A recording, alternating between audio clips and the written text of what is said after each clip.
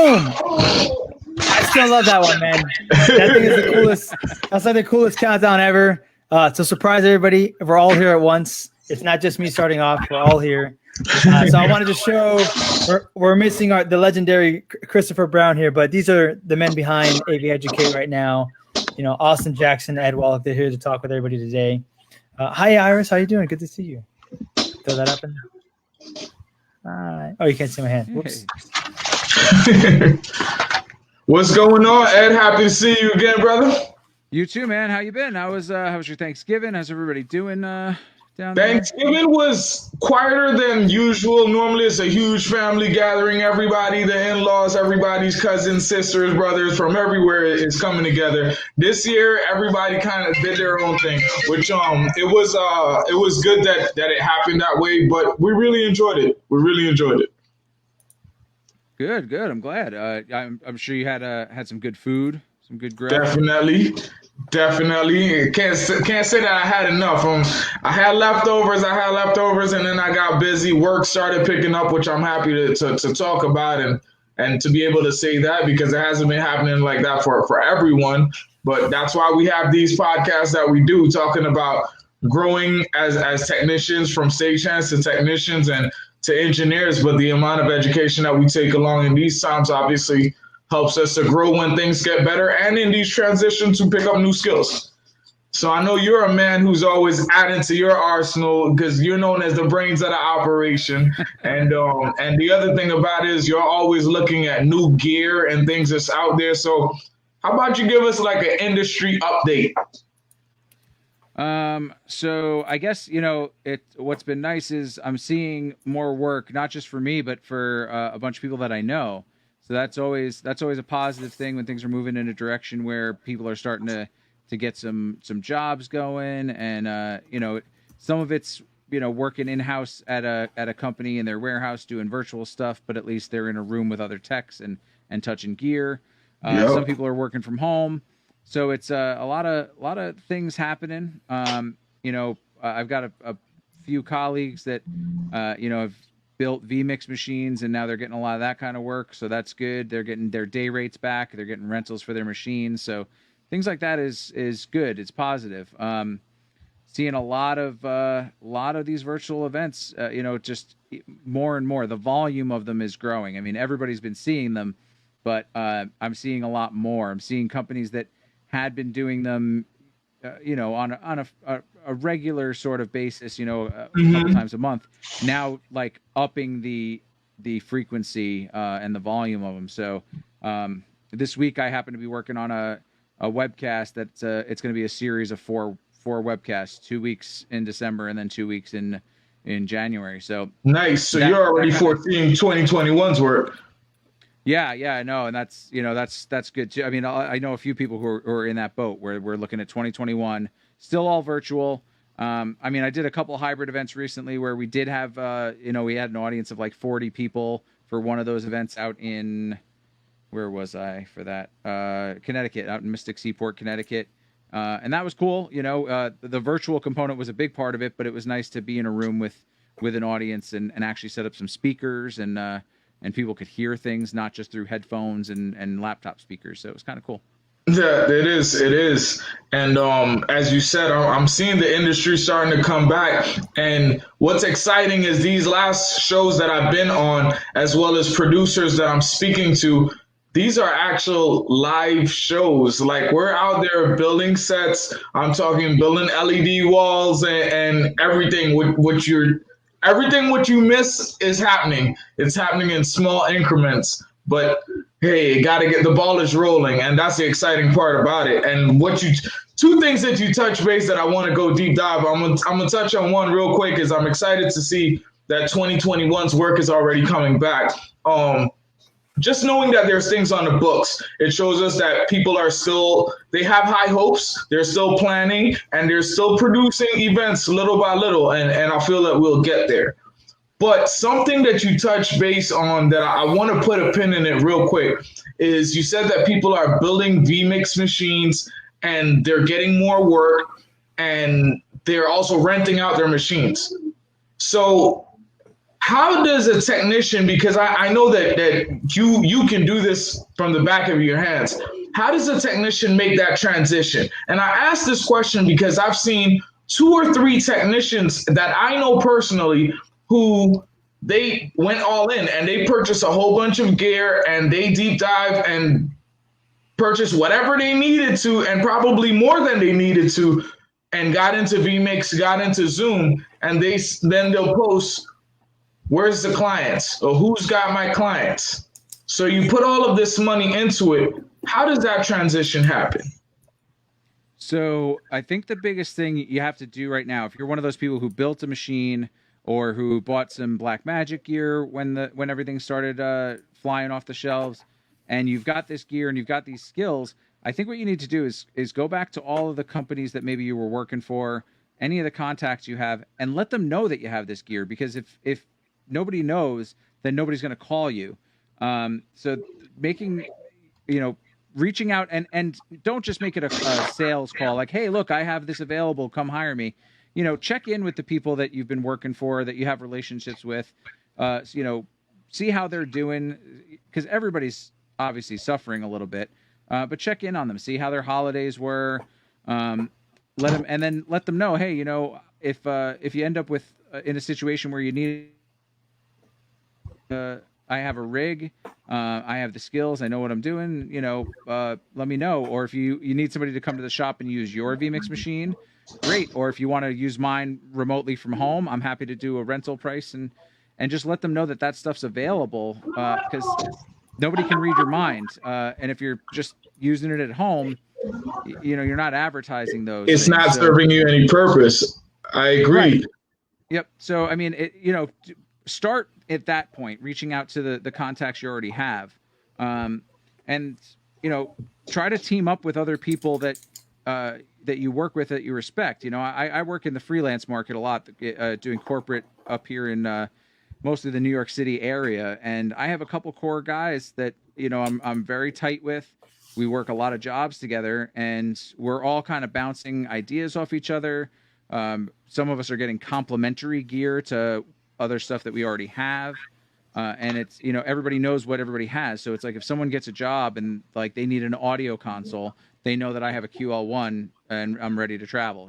Nice. So that's the kind of thing that we I would reinforce is make your relationships. Don't try to go it all by yourself if you don't have to, but make yourself available. Let people know, like, hey, if you're overwhelmed, if you're double booked on a job, don't feel like you got to turn it down. You can subcontract me out, take a little for yourself, make me my day rate and my rental, and I'm good to go. And the people who are busy with vMix jobs are like overly busy. They're not sleeping, and like Omar, they're doing 3 a.m. Streams for stuff in the UK 2 nights in a row, and what? Yep. And then still that was hosting today. the show. So wow. Omar, tell me about it. Yeah, no, I mean, Ed's on a nail. So I've been doing a 3 a.m. stream for the last, tomorrow's the last day now, for the last couple of days. Obviously, Monday I had to do a stream with the family here, and I got to do one with you guys as well. Just because I'm tired doesn't mean I can't stop. I got to do stuff. I use my vMix on that, and that's out to the UK. We just did, I think it was a 50 panel kind of thing, and wow. It was a webinar. We did it with vMix and Zoom webinars, and we have we have a master deck for the PowerPoints, breakout slides, sponsorship loops, a bunch of different little knickknacks. We did and like I'm aging myself here, so we did and I keep saying the wrong thing. So remember that game? It's horrible. Not Wheel of Fortune, but Jeopardy. Yeah. And they had, it's like you compete with the team. It's like a four person team. So we just did that with like JP Morgan was there and this is for Disability Matters organization. And they were competing against each other on like a knowledge basis thing.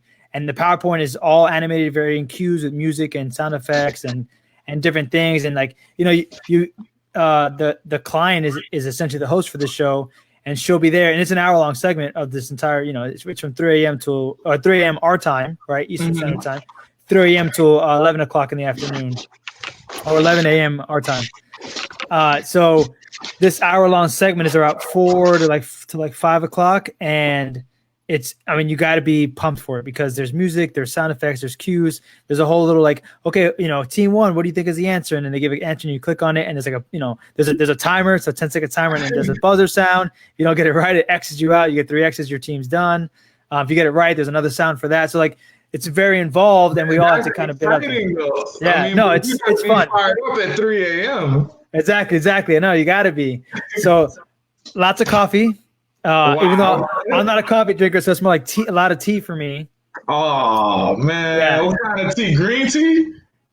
So I'm not a fan of green tea. I like my over here drinking hibiscus tea. No. Hibiscus tea. So I'm like a ginger and lemon kind of tea. Okay. Nothing too crazy, or matcha tea. Matcha tea is like my go-to for a lot of things I do.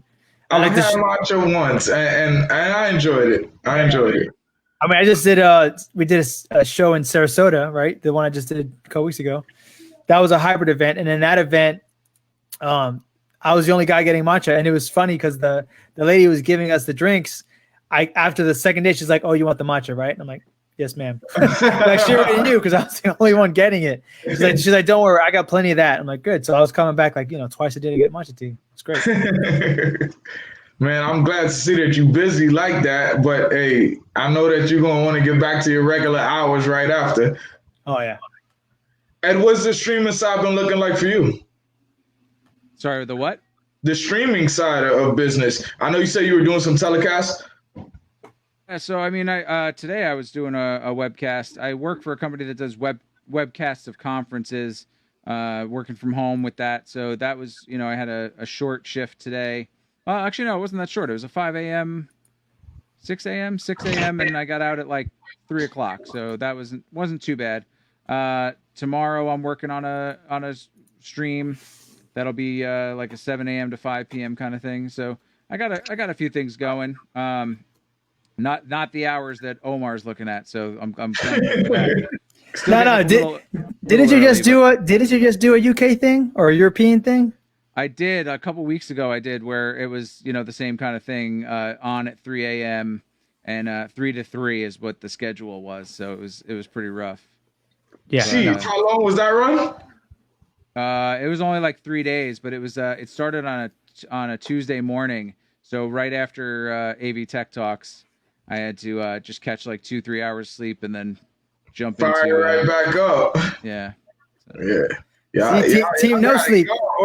Yeah, and I don't drink coffee. I don't drink anything with caffeine. So When you say caffeine, what do you mean? Like, if people say that and they're like down in Red Bulls, I'm like, that's worse. No, nothing. I don't even eat chocolate because chocolate naturally has caffeine. What? Wow. Yeah. So I'm not a pop drinker. I don't drink any kind of sodas. Yeah, no. Bro, you talking about showing your age and you said pop, bro. Well, so ironically though, it's not the caffeine or the sugar that I'm not drinking. Again, not to get personal, my mother's diabetic, so growing up we just never had sugar in the house. So like coffee, sugar, and like soda was just something never in the house. So I don't have like a desire for those things. So I never go anywhere. I'm like, oh, I need a candy bar, or I'm craving sugars or sweets. Yeah. Like that stuff never hits me because I didn't grow up with it. So like it's not a craving I have. Yeah, I'm the same. I'm the same, but hey, we over here so far off topic. Not that we even have a topic tonight, but we were talking a little bit more about the industry, and Ed already took us into some deep dives, and we talked about vMix and things of the sort. What's new that you're seeing in terms of any transitions or anything new for the moment? I mean, it's still a lot of the same. I haven't seen anything new. I mean, just everybody's diving into vMix. That's kind of like the big thing right now. I mean, that's just kind of where it's going. Just because people can work from home with it. You can take in remote callers. It's just a pretty easy tool to learn, and it's pretty powerful for what it does. So that's mostly what I'm seeing work-wise. We talked to Jeff Keithley a couple weeks ago about remote work in the cloud. So that's kind of like the next thing that I want to get into is doing everything through AWS and totally, virtual machines in the cloud that don't live at my house and don't live on site. It's all virtual. I think another next big thing. So here's the next big thing. If you're looking for something to get you ahead of the curve right now, and you're watching, learn everything you can about Dolby Atmos and Dolby Vision.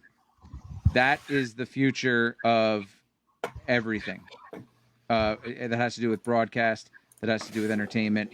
So start now. If you're an audio person, learn about Dolby Atmos. If you're, video and content creating for film, Dolby Vision. That's what I'm going to tell people to learn, because it's coming. I mean, the fact that Apple did that release last month, or however many weeks ago, and with Apple AirPods you can hear in Dolby Atmos, is pretty remarkable. The new iPhones have Dolby Atmos support to them, and Dolby Vision support. So it's coming to the consumer market in a very big way. And right now, if you didn't already start learning this within the last month, now is the time to dive in with both feet. Don't dip your toe in. It's not worth dipping your toe in. Just jump into, if you have nothing going on, if you don't have any work and you're sitting home and trying to figure out how to make yourself more valuable, mark my words, Dolby Atmos, Dolby Vision. That's where you need to go. So, and just so everybody knows, in Facebook land, I've dropped that in the chats there for you guys, so you can click on that, follow it through, and I'll let Ed kind of verify that for me, make sure it's the right link. But I did drop it in there, so hopefully that's the right one. If it's not, let me know. There's a couple options, but yep, that's it. Yeah, so here's a couple of things. If you guys, right now, Dolby Atmos, if you look at the game side of this, so anybody's in esports right now, there's 10 games. Gears 5, Gears of War 4, Forza Horizon, Call of Duty Warzone, Tom Clancy Division, Rise of Tomb Raider, Assassin's Creed Origins, and the list goes on here. There's way more than 10 here. And then as far as movies goes, I'm just going to real quick. There's 45 plus movies. Some of the ones, Max Fury Road, Blade Runner 2049, 1917, Baby Driver, Ready Player One. I'm a fan of that movie, by the way. I haven't seen it. It keeps coming across, but I can't click on it. Dude, it's dope. First Man, Pokemon Detective, Doctor Sleep, Ford vs. Ferrari. So just to name a couple of the things out there already that have Adobe Atmos in there. If you guys, Ghost in the Shell, that's my geek side right there coming up. What is Adobe Atmos? Or I'm sorry, Dolby Atmos. So it's spatial sound. So it uses, normally we hear things in the left and right, stereo is just left and right.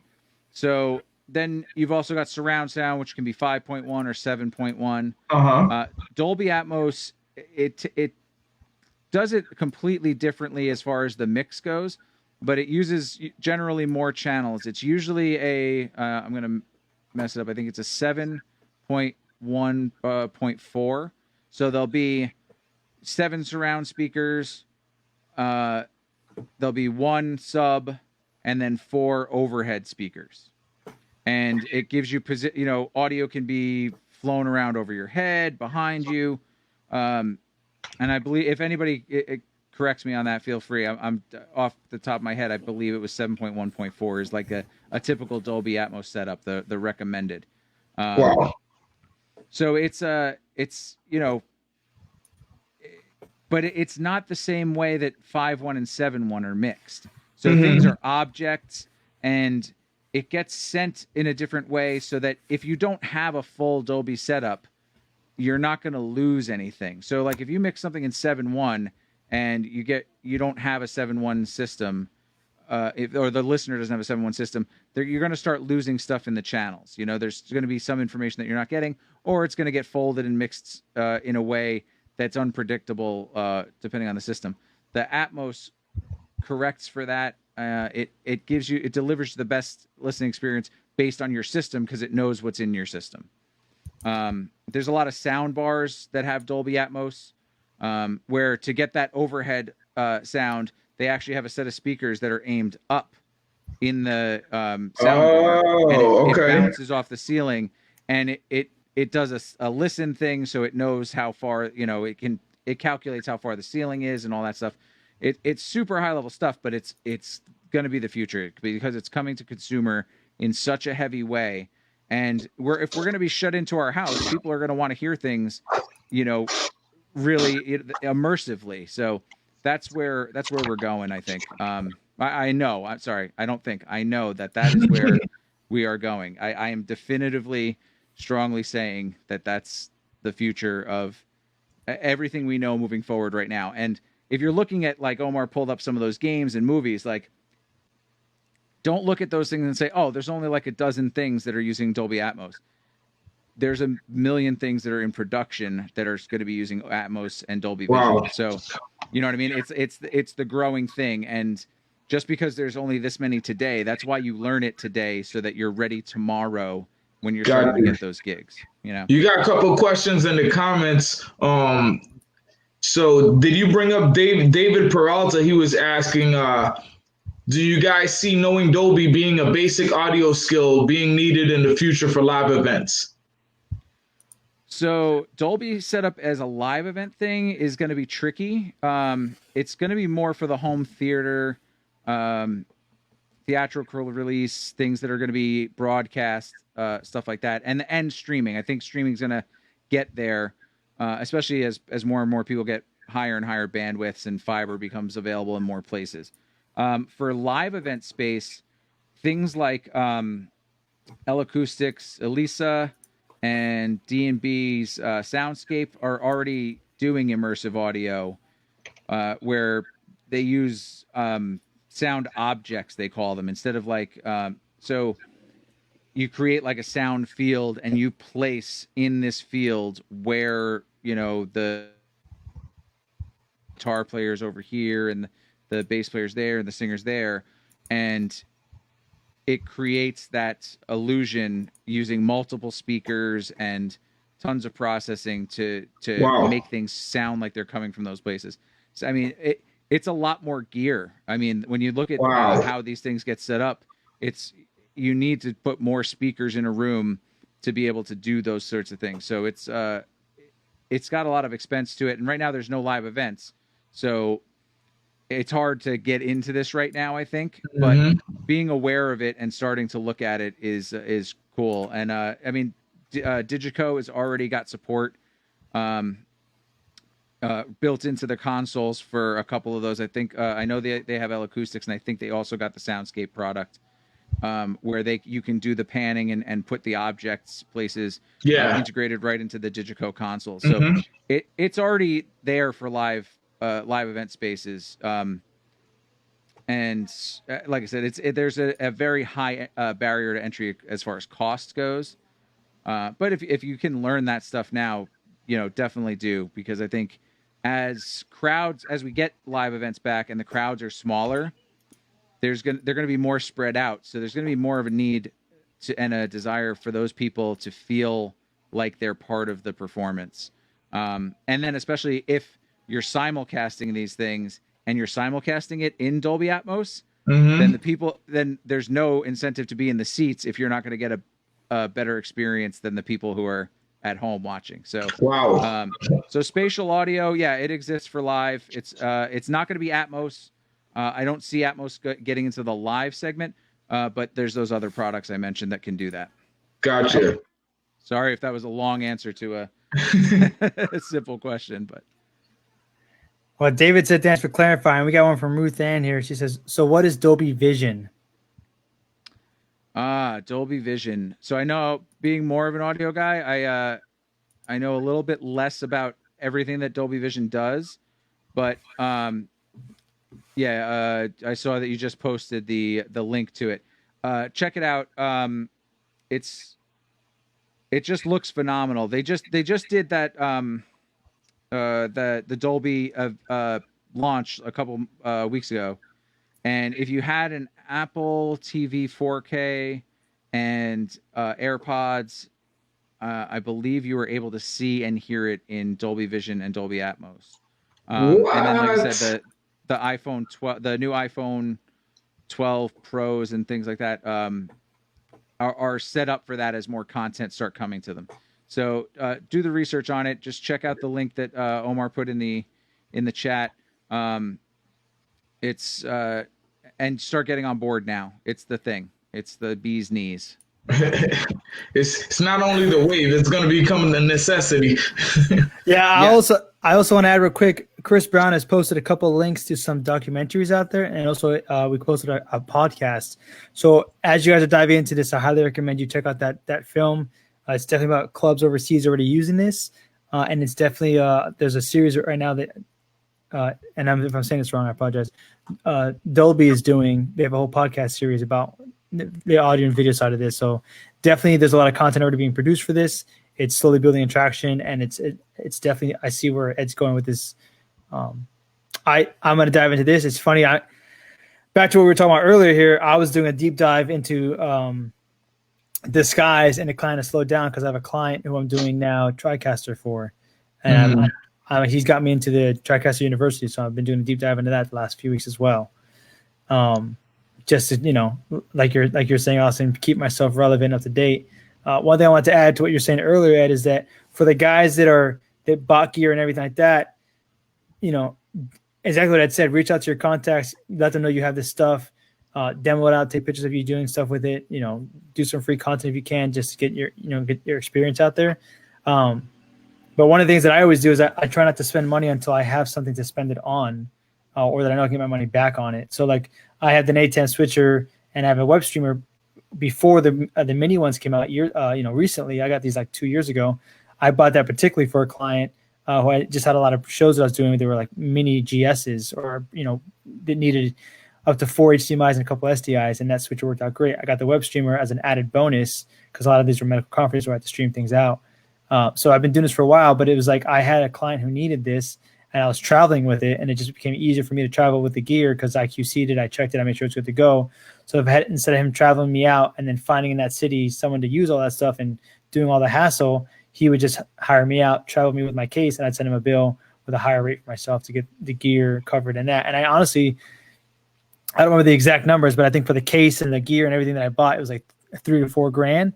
I remember I did get it paid off within a couple weeks of the purchase. So like, there you go. That's ROI, brother. Yeah.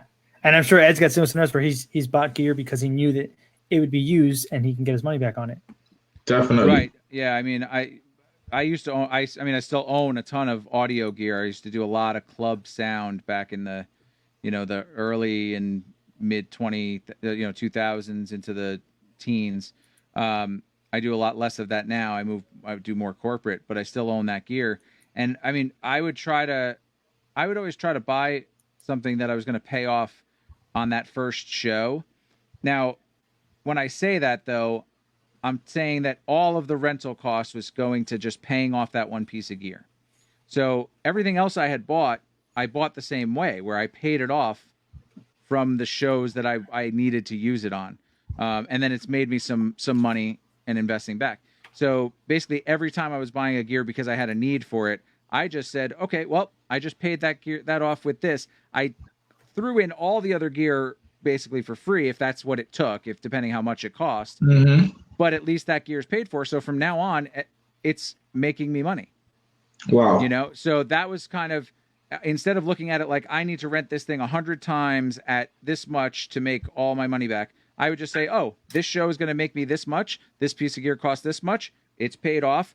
All that other gear has already been paid off. It's already started making me money. So that's how I would kind of justify my gear purchases. So knocking out your debt first, and then you can start to build upon it. Right. Yes, exactly. Instead, it's just a different mindset. You can look at it either way you want. You can say, oh, I need to do a dozen rentals or 100 rentals, what kind of margin you can charge on your rentals to pay this off. Or you can say, okay, I took nothing on this 95% of this gear, but this 5% of the gear, all the profit from the show paid it off. So now 100% of my gear is paid off. And then, you know what I mean? And then everything from that point forward is future profit. Right. So if you don't buy another piece of gear for the next show, then 100% of that gear just made profit, whatever it was. So it's just a different way of a mindset of thinking it, so I could justify what I needed to get, and I didn't get hung up in that paralysis of like, well, should I buy it? I mean, how many gigs am I going to do with it? How long is it going to sit? No, I just took everything I made on this show. I paid it off. It's paid off. It's done. Cry once, buy once is my thing. Buy once, cry once. So you buy a piece of gear, you cry about how much it costs, you buy the right piece of gear. That's the other thing I do. I don't look at, and I used to work for a company full time, and the philosophy that they had was they would buy stuff that would satisfy 75 to 85% of the work they had, and then that like extra 15% of the jobs they would rent gear for, because they didn't want to own things for just those 15%. But 80-20 rule, we know that 80% comes from the 20%. 80% Yes. of the money comes from the 20% of the work. So instead of chasing the 85%, chase that 20% or that 15%, and then you're going to be in a better place to get to the next level. So I always kind of, butted heads on that philosophy. And I said, but if we're throwing away money at rentals, then we're not making money on those shows. So, or as much potential to make the money on those shows. Mm-hmm. And then we're not going after that level of show because we don't own the gear, because we know we have to rent it every time. Yeah. So if you kind of think about those things, that's how I look at stuff. I don't look at the things that are going to satisfy most of what I'm doing. I look at the things of what's going to satisfy the thing that's going to make me more money and that I want to be doing. Yes. And that's how I buy stuff. So like my QL1, for example, I bought that during the pandemic. I bought my QL1 and a Rio. And, somebody was getting rid of it for a great price because of the pandemic. They were closed. They had to liquidate some gear. Mm-hmm. And I just took that opportunity. I said, look, I know there's no real live shows happening right now, but when they do come back, I work for a company that rents a QL1 almost every time they fly me somewhere. So instead of renting a QL1 from locally and hoping that it comes in great shape, okay, well, instead of renting it, let's just pay to ship mine out. And then I know it's all set up. I know it's updated with the firmware. It's in good shape. Pay me the rental fee, and that's that, Even locally, they rent them out, and it's like, well, instead of renting, that's going to charge you for carting it there. You got to get, or you got to go pick it up somewhere, which is costing you money because now you're sending a driver to and paying for fuel and the trucks and all that stuff. Yep. You know what? I'm going to the gig anyway. I'll just throw it in the trunk of my car, and then it's on site. It shows up with its operator, who knows it inside and out, and it to me it was said it made sense because I know that during the pandemic I'm not really making a lot of money on it, but when events do come back, I have clients who will rent it from me. Plus, I'm keeping my chops up because I'm using it all the time. I'm doing things with it. I'm staying sharp. Yeah. And I've been working on with a group of guys beta testing some software on doing like remote control with Yamaha consoles over the internet. So I got to work with some really cool people on a cool project because I had this piece of gear, and I let somebody know that I had this piece of gear, and it led to an opportunity. So you talked about that. That's crazy. You talked about, so that remote control, I'm assuming somebody was controlling your board from somewhere else. Yeah. So this guy, Andrew, he developed a software, and to meet a need of one of these other guys in this project, who wanted to just be able to control one console in one location, if it was at a theater or on site somewhere, from another console in another location over the public internet. And he was able to do it. So we all, there's about a half dozen of us who have been beta testing this software for the last few months. And it's at the point where it's pretty much ready. We're going to show this thing on the 14th on AV Tech Talks. Nice. And it's cool. I mean, we're doing stuff where we're connecting one console to the other, and I can push a fader here in my space, and it's moving a fader on someone else's console in Canada. We've got a guy in San Francisco. Yeah, That's crazy, because I know you were talking earlier about doing things in a virtual space, and I want to deep dive into that too. But we got some comments that's been coming in. Richard Bright had said earlier when you were talking about Atomos and Dolby Vision. So he said, regarding getting on board, do you have any recommendations for equipment and training that might be worth pursuing? So Dolby has some information on their site for getting set up. I've seen articles by like Pro Tools Expert that talk about everything you need to know for mixing in Dolby Atmos. So there's a ton of sites that'll tell you how to get set up. On those sites that we shared earlier, they should be able to find what kind of gear that they should get involved with and where they could start learning, feasting for some. You know what? I'll actually. I'm just realizing I'm on a totally different computer there. Yeah, I'll see if I can drag this over to the other machine. I have two machines in front of me, but yeah, there's tons of articles on what you need to do. I'm looking at one right now on ProToolsExpert.com. It's actually called "Everything You Need to Know About Dolby Atmos," or mixing music in Dolby Atmos. Everything you need to know. That's what it's called. So, and that's like I said, ProToolsExpert.com. There's so many resources right now because this is like the hot new thing. And I know a couple of people who are already set up for Dolby Atmos, and they said it's not that much different than it's not as difficult as you would expect. It sounds daunting to mix in 7.1.4, but it's really not as bad as you would think. So Richard, you can definitely deep dive on those websites, and you could be able to find a little bit more of that content and information that you're looking for. So when we were talking about you controlling those boards, or them controlling your boards, Iris was saying it was cool to see. So I guess she's already seeing that happening across the industry. I don't know. I don't know if Iris has seen it. This is the first product. Sorry, it's not the first one. If anyone's ever worked on like CalRec consoles, which are super high end, super expensive broadcast consoles, they have a functionality that allows them to do something similar. The beauty of what Andrew has developed is that it works with Yamaha CL and QL consoles, which are consoles that have been wildly popular since they came out and are pretty much everywhere. So that's kind of the difference, and it's a third-party piece of software. It's not something that's integrated into the desks. So it's just a different thing than these $500,000 broadcast consoles. Oh, Iris saw it on AV Tech Talks. Oh, yeah. One day, we did some foreshadowing, because Jeff Keithley is very interested in this. So, but we're gonna have a full blown demo on the 14th. So definitely put that on your calendar. Monday, December 14th. Tune into AV Tech Talks. It's a really awesome thing. It's going to be game changing for a lot of people. Nice. Especially, nowadays. I can tell a quick little story. I had a call maybe 2 weeks ago, and they wanted to have me come in and do audio for a virtual event. It was going to be a virtual studio, green screen kind of thing. And they figured out, based on the size of the building, they could have 10 people in the building with the current regulations. So what it came down to is the client wanted to bring a couple extra people, and they said, you know what, we're just gonna have one of our in-house guys do the audio instead of bringing in freelance, just so we can keep the number of people down. So if this Andy's software would have been available to them as a on their console. Sorry, my little guy is coming to say hello.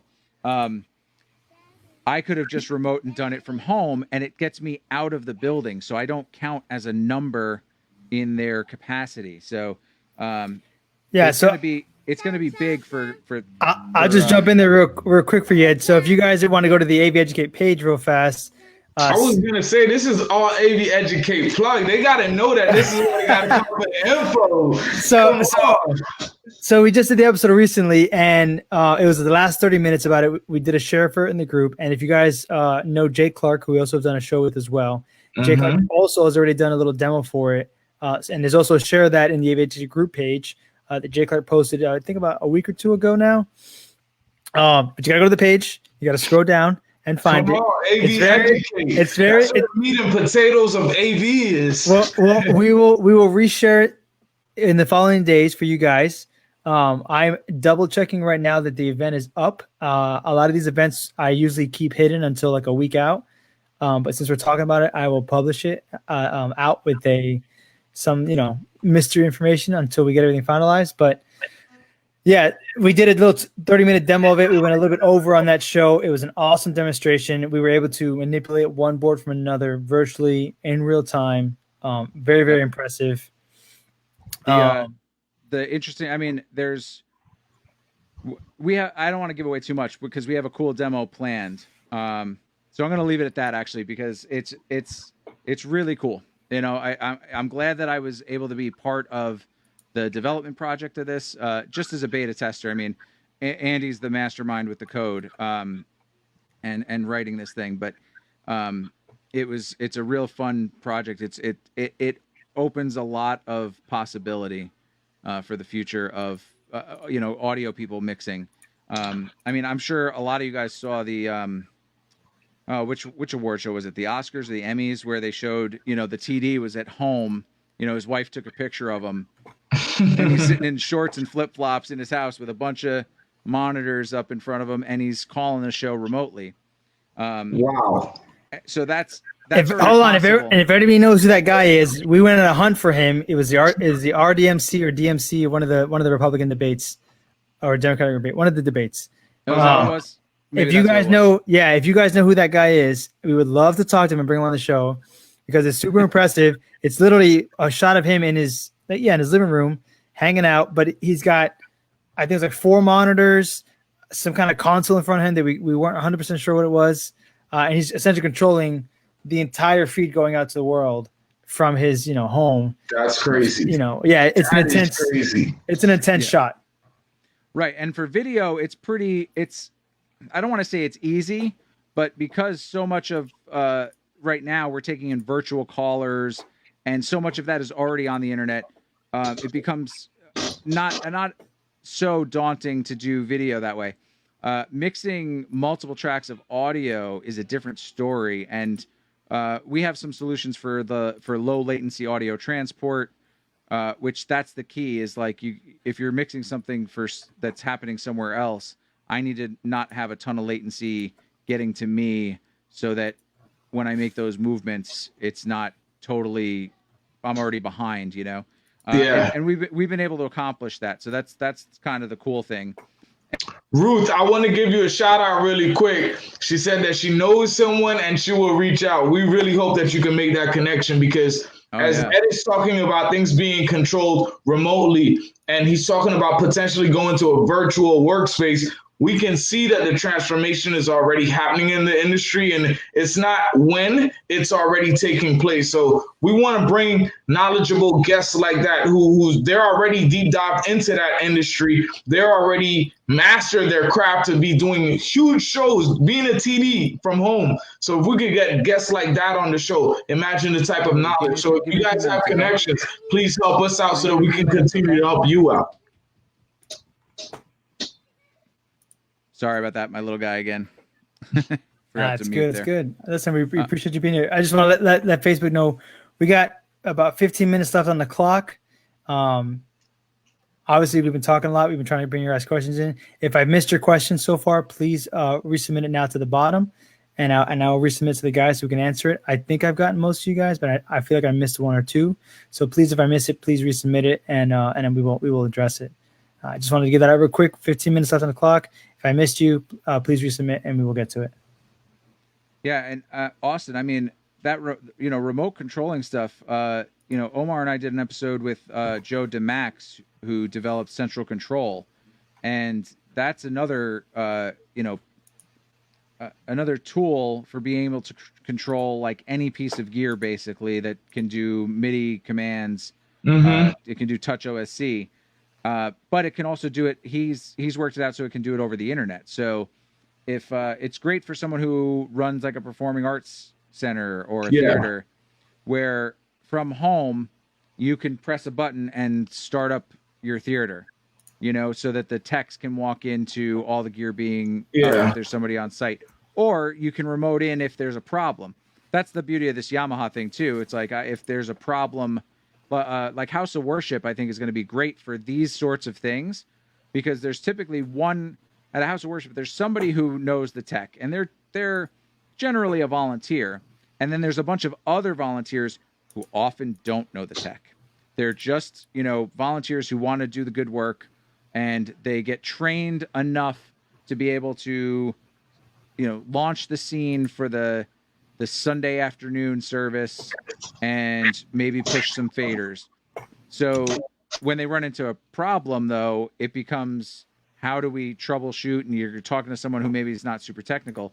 So these kinds of tools that let you remote into stuff will give the person who is the the technical director for back, or expert, the chance to actually see what's happening in real time, fix things, and then get the show back up and running. So it's going to be, even once this environment, we're out of this whole COVID thing, these kinds of tools are going to be, absolutely worth their weight in gold for those sorts of situations.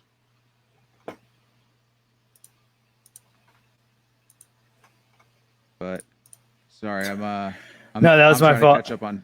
Yep, no worries. So Ricardo Hicks, we'd love to have you on, man. We'll hit you up right after the show. We'll send you a message. We can connect with you, Ed or myself. Yeah, absolutely. It's awesome. You've done 65 virtual events. I'll put up. I'd love to come on one day. We produced about 65 virtual events since April. Oh, that's awesome, man. That's really good. That's another sign of the industry's coming back together, and it's coming back, and virtual is here to stay for a couple more years, whether you like it or not. So definitely get onto these connections, talk to these guys out there. Thanks for that, Richard. Definitely hit you up after this. I think we're having a problem here real quick. So yeah. So Omar, if I can, I want to touch on something. Go ahead, by all means. So we talked about like acquiring gear earlier. Did you or anybody who's watching acquire anything cool on a Black Friday or Cyber Monday sale? Did anybody pick up any new toys while they were discounted? I did not. So I was gonna buy. I looked at Restream.io. Thanks to you, I was looking at that for the Restream, obviously for AV Tech Talks, and then we looked at some TriCaster equipment, and it's kind of one of the things I got into with the university on that rating stuff. I did sign up for some classes because of discounting, and that's about it. I right now, as far as gear goes, I have enough to probably push me for another year, or I won't need to buy anything with what I have and the setup that I have here. I didn't get to buy anything cool for myself. I did get Bodie a stream deck for his Twitch channel, to kind of like give him a little something for being part of the team and always being there with us and everything like that. Cool. But that's really it. I didn't really go too crazy. So I've been dying for the last year, and I was going to get it this year before the whole COVID thing happened, a digital forecaster video tester. And it's a HDMI, SDI, VGA, up-down cross converter, DA, and a tester. And it gives you a screen. I was going to get the bigger version. It's like $1,000. It gives you a screen, and you can actually see the actual bitrate information of the content. So if I'm doing an HDMI line, for example, I can see the actual eye of the HDMI. I can get the horizontal and vertical information I need if I'm doing a media server and LED wall, and I can plug all that stuff in there. For me, that's something I've been wanting to get. I was looking for it on Black Friday, but they didn't have any deals. Who makes so that? I didn't get. So it's called Digital Forecast. Okay. Yeah, it's a little red unit, and I'll actually post it down there if you guys want to see it. But it's called Digital Forecast. It's a pretty impressive little box. It's $1,000 for the main one. Comes with a case and a bunch of little peripherals that make it. Okay. better. Yeah, I'm looking at it right now. I've seen it. Yeah, it's a lot of the higher end guys that I know that do video, or guys that are better than me that do video, have this little box. And honestly, it's great to have a lot of knowledge and a lot of understanding of things so that you can troubleshoot stuff. But when you can actually plug in that cable and really see what's going on and know that what you're thinking is the right answer, it's a game changer. Plus, it just speeds up your process. That's awesome. What about you guys? Ed, what'd you get? Austin, what'd you get? I did purchase anything, but I called you a couple days ago. I was actually looking at putting together my own little virtual events. I was looking at the ATEM Mini. I was looking at the Pro Mini, and you want me to go for the big boy, and I don't know. I was kind of still weighing out the options on that, but I definitely have to plan. I'm calling it a Christmas gift to myself, but to make spends like that and the wife let me get away with it, I gotta call it a Christmas gift for myself. So, but that's definitely in the back pocket. I gotta make that happen. So, Yeah, I just think for what you're doing, sorry, Ed, for what you got going on, man, that little box, I know people are like, oh, it's older model, but that ATEM's got 4 HDMI ins, 4 SDI inputs, the top 5, which if you don't have the camera, can be used as additional program outputs. You have an aux, you have a program out, you have multi-viewer HDMI, multi-viewer SDI.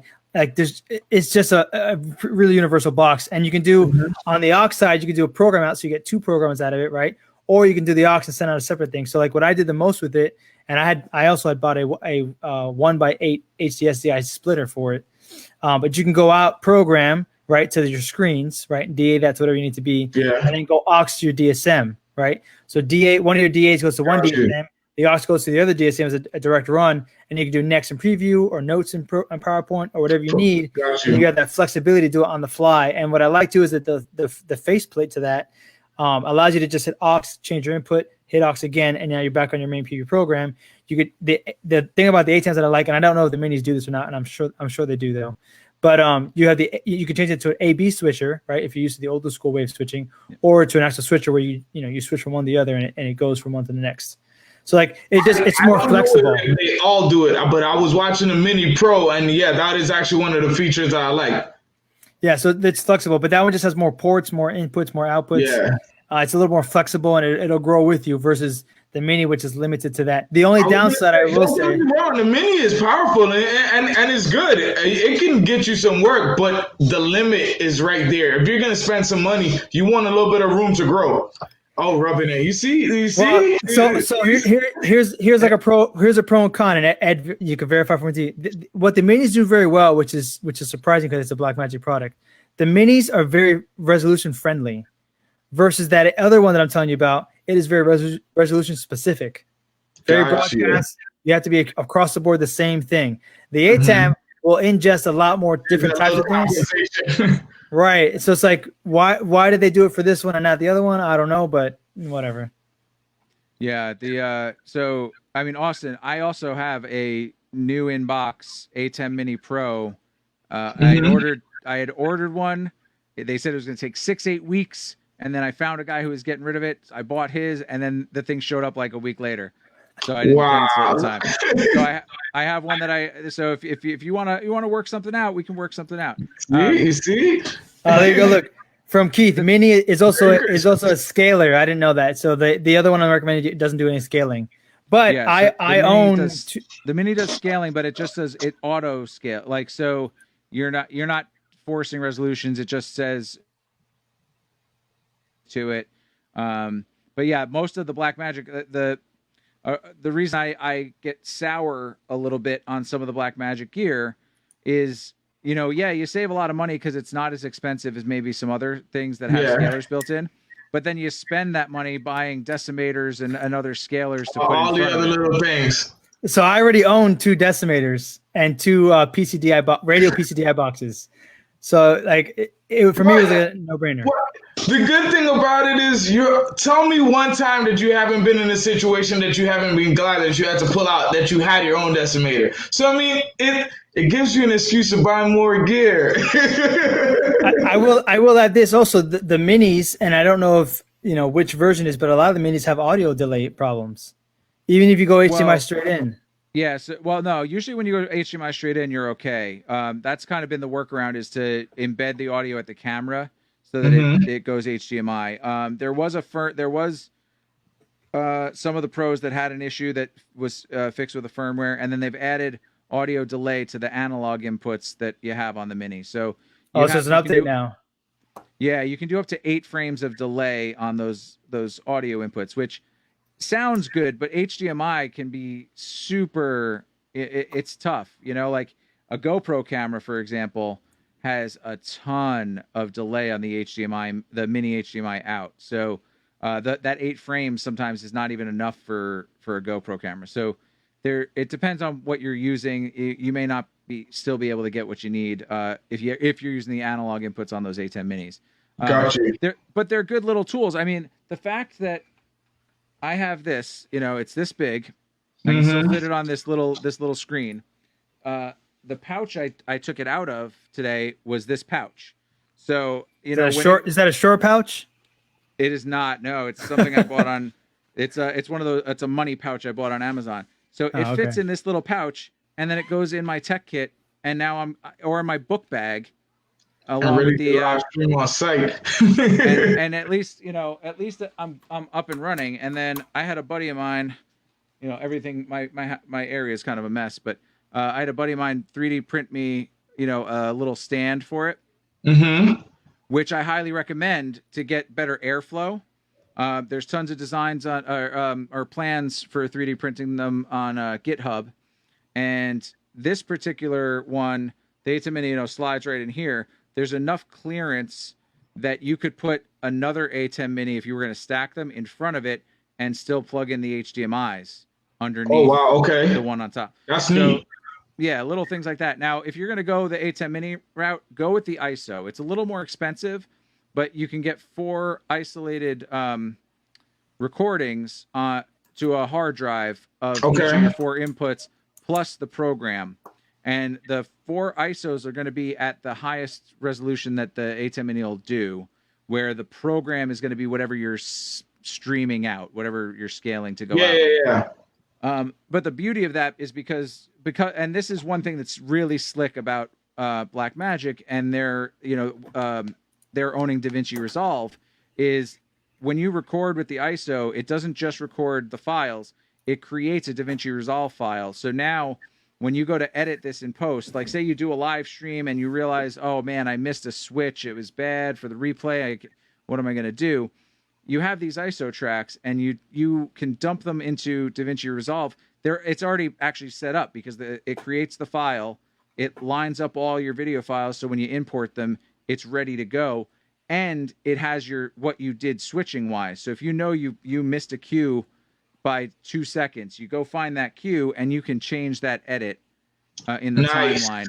Super easy. Now the other beautiful thing is if you own Blackmagic Pocket Cinema 4K or 6K cameras, you can control those from the ATEM Mini software right over the HDMI. So using the Davinci color correction and things like that, you can color correct those cameras. You can do I believe you can do zoom. I don't own one, but they're controllable. And when you hit record on the ATEM Mini, if you have a hyperdeck set up, it'll start recording on that. It'll record on the cameras if you have those 2 cameras set up. And the cameras, you can record Blackmagic RAW file. So because of this Davinci integration, when you dump in those files from the camera, from their cards, all of that lines up with the timeline of the stuff that's on the hard drive. So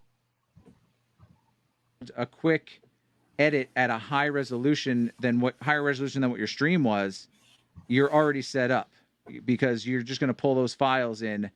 Davinci Resolve. You can only get that through the Davinci integration. Yeah, it and you get a license when you buy one of those cameras. You don't get a license for Davinci Resolve with the ATEM Mini. So what Blackmagic is really good at is developing a whole ecosystem where you want to have everything kind of matching of their stuff. That's how they rope you in. You get one thing and then you're like, oh well, now I want to get this thing because it's going to make my workflow easier. And I'm in that boat right now. I'm considering getting a Pocket Cinema 6K. So, and it's just for that fact that I don't have the ISO. I only have the ATEM Mini Pro, but at least I can still do the camera control. So there's, and then I'd love to get an ISO. I'd love to actually sell both of my ATEM Minis and get the ATEM Mini ISO. Or bargain. If anyone wants some ATEM Minis for an ISO camera, we gotta have a conversation first because I don't know, but you kind of got me leaning to the ISO too. Yeah. I mean, if I was going to get anything right now, I would get the ISO because it just gives you the most flexibility. It's a couple $100 more, but you know It what? might be worth it. Like I said, buy once, cry once. Cry once. You know, I unfortunately the ISO didn't exist when I bought mine, so I have to cry twice. You know, I have to cry about paying for the Mini, and then I got to cry about having to pay for the ISO later. So Got it. Well, I'm sure that gear paid itself off, so you don't have to cry. yeah. We all know you, Ed. Nah, you're a beast with it. Ruth makes a good point. She mentioned that the free version of Davinci is enough for most people, and absolutely is. So keep that in mind, that you can get Davinci Resolve for free. It doesn't have every feature, but and like I said, I think with the Pocket Cinema 4K and 6Ks, a license comes with it, so you get the full features. What people kind of sleep on with that Davinci Resolve is the Fairlight audio is a pretty full featured audio suite. So that's another thing too that you have at your disposal. I did look at some of those. They came out with some controllers for it. I'm not buying the controllers. They're really expensive encoders, basically. They're just control surfaces. I would have been more impressed if they put the processing, like took some of the load off the main computer running Resolve to do the audio processing, but that's not what's happening. They're just really, really expensive, really nice looking, but really expensive control surfaces. I'd rather stick with, a generic MIDI controller that costs me a lot less, and I can still map and do the same kinds of things. So while the software is really nice, I'm not 100% sold on all of the hardware that goes with that ecosystem, but I'm sure there's tons of people who are, Got you. They got deeper pockets than I do. So real quick, guys, I hate to stop the chatter. It's past 9 o'clock. I want to wrap this up. So Ed, do you have any final words you want to give out before we let you go? And then I'll say some final words. And then Austin, like always, brother, you bless us out of here, and we'll call it a night. So Ed, you got any final words? Yeah, I mean, everybody who's here, you're doing the right thing. You're learning stuff. You're investing in yourself. You're taking the time to at least listen to what's going on in the industry. Hopefully you're picking up some little nuggets of value, and at least getting out there and taking some initiative to learn some new stuff while you got some downtime. So keep that up. Like I said, look at Atmos, look at Dolby Vision, and start looking at where we're going, not where we are right now or where we've been, because we're in uncharted territories, and it's just going to be more of that moving forward. But we can kind of predict this immersive kind of thing is going to be here to stay.